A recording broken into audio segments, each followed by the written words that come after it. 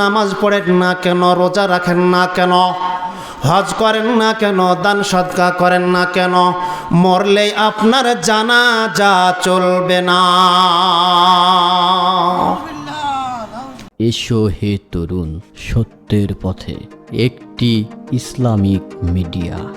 فمن كان يرجو لقاء ربه فليعمل عملا صالحا ولا يشرك بعبادة ربه أحدا। আমার ভাইরা,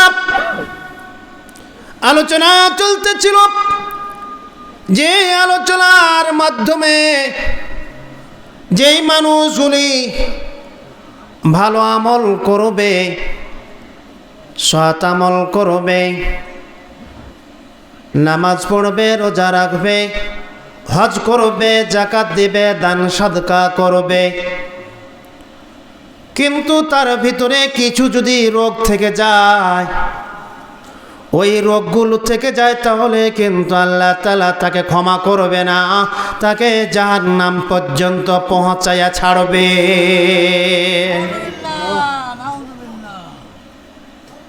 শুনতে রাজি আছেন?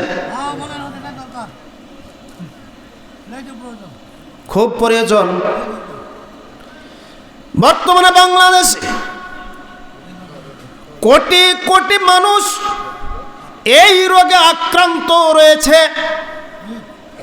শুধু সাধারণ মানুষ না, শুধু জেনারেল মানুষ না, শুধু শিক্ষিত মানুষ না, শুধু আলেম ওলামা হাফেজকারী মোল্লা মুন্সি না, অনেক মানুষের ভিতরে আলেম ওলামা হাফেজকারী মোল্লা মুন্সি, জেনারেল শিক্ষিত, অশিক্ষিত, কৃষক, শ্রমিক থেকে নিয়ে সবাই কিন্তু এর ভিতরে প্রবেশ করে আছে।